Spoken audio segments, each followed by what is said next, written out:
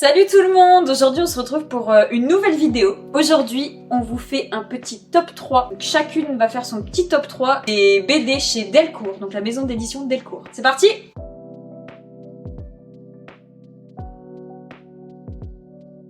À la troisième place de mon classement, j'ai choisi de mettre La rousseur pointée du doigt de Charlotte Mével. C'est un livre que j'ai acheté récemment, parce que je l'ai acheté au préambule. Ça parle de Charlotte Mével. Elle nous raconte sa vie, comment elle a été stéréotypée toute sa vie à cause de sa couleur de cheveux, comment elle en a fait une force, et on reprend aussi des points historiques. Pourquoi les roux sont aussi stigmatisés que ça, aussi fétichisés aussi que ça. C'est hyper intéressant, c'est très rapide à lire, franchement. Ah du coup on voit les couleurs. Ouais, en fait les seules couleurs qu'il y a, c'est le roux quoi. C'est ses cheveux ou les couleurs chaudes hein, de manière générale. C'est très chouette, facile à lire, ça reste quand même presque un essai je dirais, mais c'est assez court, c'était très sympa et savoir comment a été influencée sa vie de par sa couleur de cheveux, quand elle l'a renié, quand elle a repris ses droits sur sa couleur de cheveux et sur ses origines. J'ai trouvé ça vraiment très très chouette et c'est hyper instructif quand même, sans en faire trop non plus, c'est vraiment très sympa, je vous le conseille.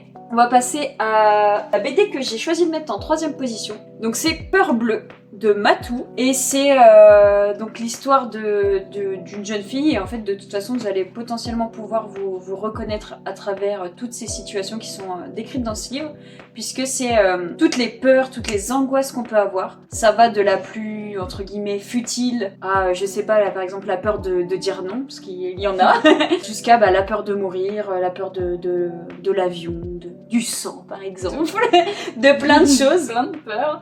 Et ce qui est bien dans ce roman graphique, je trouve, c'est que en fait on se sent moins seul, tu vois, comme elle aborde toutes les angoisses qu'on peut avoir quotidiennes en plus, et tu te dis que enfin je sais pas, des fois tu te dis mais je suis fou, pourquoi j'ai peur de ça, pourquoi j'angoisse à ce point. Et en fait je sais pas, c'est réconfortant, c'est aussi vachement porté sur l'humour pour un peu pas décrédibiliser tout ça, mais, non, mais justement, c'est voilà, ça ramène un peu de légèreté et franchement je vous le conseille, c'était une super lecture, un super bon moment. Et puis je pense que vous allez beaucoup vous reconnaître dans ce livre.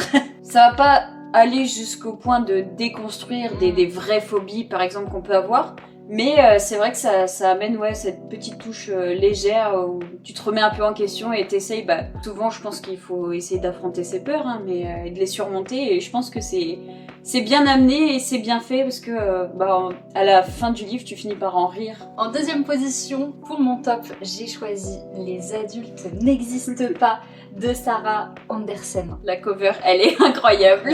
Le pull et les joues du lapin le sont pas, mais le pull et le titre sont en relief, il m'en faut pas plus. C'est un livre pour les gens qui n'ont pas d'ambition, qui aiment glander devant la télé, devant l'ordinateur, à regarder des choses sur internet, qui n'aiment pas sortir. C'est pas moi qui le dis encore une fois, c'est le résumé. C'est un condensé de l'enfant en nous. S'il pouvait parler, s'il pouvait répondre, si l'enfant en nous pouvait répondre à son patron de cette manière-là, il le ferait. Ah oui. J'ai pas envie de sortir, pourquoi? J'ai pas envie. Ah mais tu devrais, je t'ai pas demandé. C'est que ça, c'est très drôle. Le lapin est hilarant, le personnage, c'est vraiment, on peut se reconnaître dans plein de situations encore une fois parce qu'on se dit ah oui, si je pouvais, je le ferais. C'est vraiment, les adultes n'existent pas, c'est vraiment l'enfant en elle qui prend le dessus quoi. C'est en roue libre. Littéralement en roue libre, c'est hilarant, c'est super drôle. Sarah est l'enfant à l'intérieur de nous qui marche terrifié d'être démasqué sans son costume d'adulte. Voilà, c'est exactement ça. C'est trop bien, c'est une page, une vanne, voilà, juste du fun. Tout à l'heure en préparant la vidéo, j'en ai relu et j'ai encore ri. Ouais. Je pense que je le lirai bientôt. Ah ouais, il est génial, il est vraiment court. C'est trop bien. Lisez Les adultes n'existent pas. C'est pour qu'il soit dans mon top 2, vraiment, il faut le lire. Qu'est-ce que ça va être le top 1? Du plus sérieux. Moi on rentre déjà dans du plus sérieux pour mon top 2, puisqu'on va parler de Tant pis pour l'amour de Sophie Lambda. ou comment j'ai survécu à un manipulateur, entre parenthèses pervers narcissique.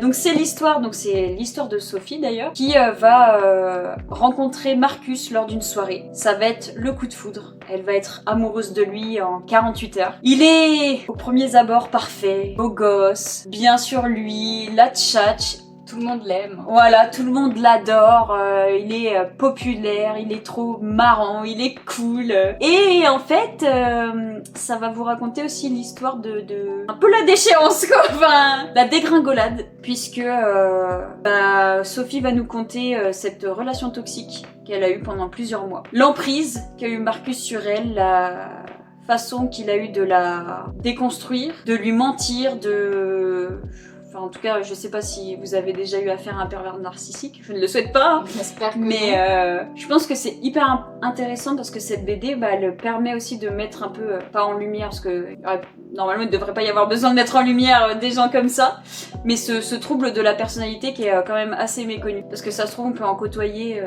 assez souvent et puis pas s'en rendre compte. Et en tout cas, elle explique qu'en fait c'est tellement de manipulation que tu te remets même toi-même en question, tu te dis mais je suis folle. Ça finit par être sa faute, enfin elle pense que c'est sa faute. Il lui retourne le cerveau, un coup il s'excuse, le lendemain il est parfait, le surlendemain il est violent avec elle, c'est vraiment que ça. Mais ce que j'ai trouvé intéressant, c'est que dans la première partie du livre, c'est leur histoire. Et dans la deuxième partie, c'est un peu des conseils, c'est assez documenté pour savoir comment reconnaître quelqu'un comme ça, comment s'en sortir, comment s'en libérer, comment se reconstruire et comment guérir, tout simplement, parce que faut quand même pas rester dans ce cercle un peu vicieux, parce que les pervers narcissiques ont tendance un peu à vous éloigner de votre entourage, des gens qui ont compris à qui ils avaient affaire, etc. Donc franchement, c'est une super lecture, c'est super intéressant. Heureusement qu'il y a quand même pas mal d'humour, un peu de légèreté. Ce que j'ai bien aimé, c'est quand elle utilise un nounours chocolat, je crois qu'il s'appelle, faire parler son subconscient et en gros lui dire clairement avec des vrais termes ce qu'elle devrait se dire déjà elle-même, mais elle est tellement sous une emprise qu'elle y arrive pas et qu'elle voit pas les choses comme ça. Et il est très cynique, très trashou quoi, et ça ramène un peu de légèreté à cette histoire qui touche beaucoup de gens malheureusement. Donc franchement, je vous la conseille mais vivement. Rien que si vous connaissez pas le sujet, c'est toujours intéressant. Et puis si jamais vous avez vécu ce genre de relation, il y a pas mal de conseils à la fin, c'est assez documenté. Donc je pense que ça ne peut que vous faire du bien. Si je peux vous conseiller aussi la vidéo, à l'heure actuelle c'est la dernière vidéo de cette youtubeuse, je mettrai le titre et la vignette ici et le lien en description. La dernière vidéo de Sandrea, qui est une youtubeuse française qui vit aux États-Unis, que je suis depuis plusieurs années, et qui justement a sorti une vidéo là récemment sur comment sortir d'une relation avec un pervers narcissique, comment elle s'est déconstruite, comment elle a divorcé parce qu'elle a eu un enfant, elle a déménagé, elle a changé de pays, elle a eu un enfant avec cet homme, elle s'est mariée, elle a acheté une maison, comment elle s'en est rendue compte et tout ce processus là aussi, et je pense que du coup ça peut être intéressant en complément si jamais vous voulez vous documenter sur le sujet, d'avoir un autre témoignage de quelqu'un, et voilà, en vidéo ça changera aussi. Ça changera aussi, et comment elle en est arrivée aussi aujourd'hui à être dans une relation saine et à savoir qu'elle est dans une relation saine. La vidéo est très intéressante, donc voilà, je la mettrai en description si vous voulez aller voir ça. Pour mon top 1, sujet un peu plus serious business, comme le tien précédemment, Tout va bien de Charlie Jean Mort. Ici on est sur une bande dessinée autobiographique, parce que là on est aussi dans le thème, de toute façon, à part pour les adultes n'existe pas, là pour l'instant on est vraiment... On aime bien les autobios, ça nous touche encore plus. C'est ça, il y a des vraies personnes derrière, donc ça aide. Tout va bien, c'est l'histoire de Ellie qui vient d'avoir 20 ans et qui n'a jamais eu de relation amoureuse. Son ami Archimède lui demande de sortir avec lui, et c'est le début d'une histoire d'amour pas très ordinaire. Dans ce livre on va aborder plein de sujets, les tomber amoureux, qu'est-ce que c'est que tomber amoureux, la sexualité aussi sous toutes ses formes, le désir, le non-désir, la peur, la crainte, les angoisses. Le personnage d'Ellie va pouvoir se poser des questions, faire une vraie introspection sur elle-même, sur lui-même plutôt, pour se déconstruire, comprendre en quoi cette dépression chronique qui le touche depuis son plus jeune âge est due. Et comme je vous ai dit, c'est un récit donc autobiographique. Le personnage de Ellie, c'est Charlie avant sa transition. Ça, vous le comprenez tout de suite, c'est dans le résumé, c'est dans l'épilogue à la fin, c'est dans le petit texte de remerciement dès le début. Ça parle évidemment de la question du genre, ça parle de LGBT, c'est très bien fait, étant donné que c'est fait par quelqu'un qui est concerné et que c'est son histoire. Très compréhensible aussi pour des personnes qui ne connaissent pas forcément. Je les trouve vraiment très intéressants, très bien, et ça peut sûrement permettre à certaines personnes qui sont peut-être dans les mêmes questionnements à sortir un peu la tête de l'eau et à se dire ok, c'est normal. Tout ce qui est question de sexualité aussi, permettre de dédramatiser en se disant ah, c'est pas moi qui suis bizarre. C'est vraiment un récit pour dédramatiser. Je l'ai trouvé vraiment très très bien, et je ne sais pas si l'auteur a fait d'autres choses depuis parce qu'il est assez récent quand même. Je sais pas s'il a fait d'autres choses, mais je serais très curieuse de découvrir. En plus, c'est un auteur nantais. Donc voilà, c'est pas très loin de chez nous, donc voilà. Mais très chouette, et de toute façon, je pense que vous comprendrez vite que c'est des thématiques qui nous intéressent beaucoup.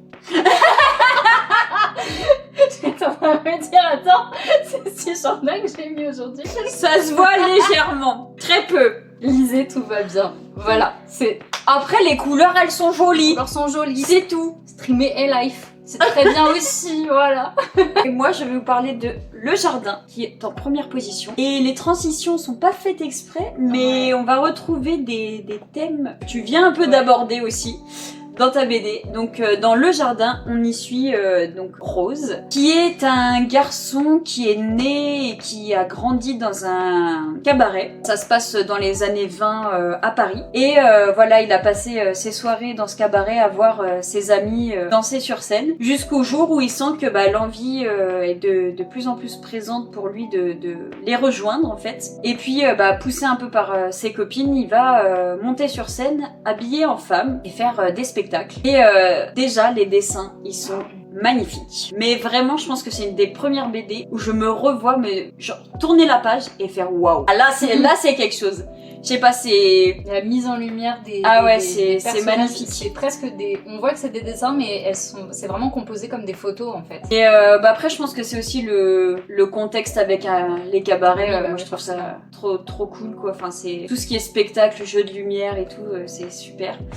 Et de là va commencer un peu l'histoire de son émancipation, de sa quête un peu de liberté, donc que ce soit que sa liberté à lui, sa liberté, est-ce qu'il aurait pas envie de quitter ce cabaret, d'aller voir un peu de nouveaux horizons. Il fait la rencontre d'un personnage qui va être très important puisqu'il va être rempli de bienveillance. Et ce que j'ai trouvé génial, c'est que il passe vraiment de la masculinité à la féminité, mais genre vraiment c'est naturel et c'est trop beau. Donc franchement je vous la recommande énormément, j'ai pas envie d'en dire trop. Tout ce que je peux vous dire c'est qu'il y a forcément la question du genre qui va être aussi au devant de ce livre, mais c'est sans jugement, c'est que de la bienveillance et ça fait du bien. Et on a terminé pour notre top 3 chacune chez Delcourt. C'était dur de choisir, mais il pourrait y avoir d'autres vidéos, d'autres tops. On ne sait jamais. On ne sait jamais. On a d'autres maisons d'édition aussi qu'on aime beaucoup. Certaines où ça va être plus difficile encore. On va pas les faire maintenant. Des tops. On va pas les faire maintenant. On va pas les faire tout de suite. Mais voilà, si vous aimez le concept, n'hésitez pas à nous le dire. N'hésitez pas à nous mettre un petit commentaire en nous disant vous, c'est quoi, si vous avez des bandes dessinées de chez Delcourt, c'est quoi votre préféré à vous. N'hésitez pas à vous abonner aussi pour suivre et pour voir toutes les prochaines vidéos. Et puis on se dit à la prochaine. Tous. Salut.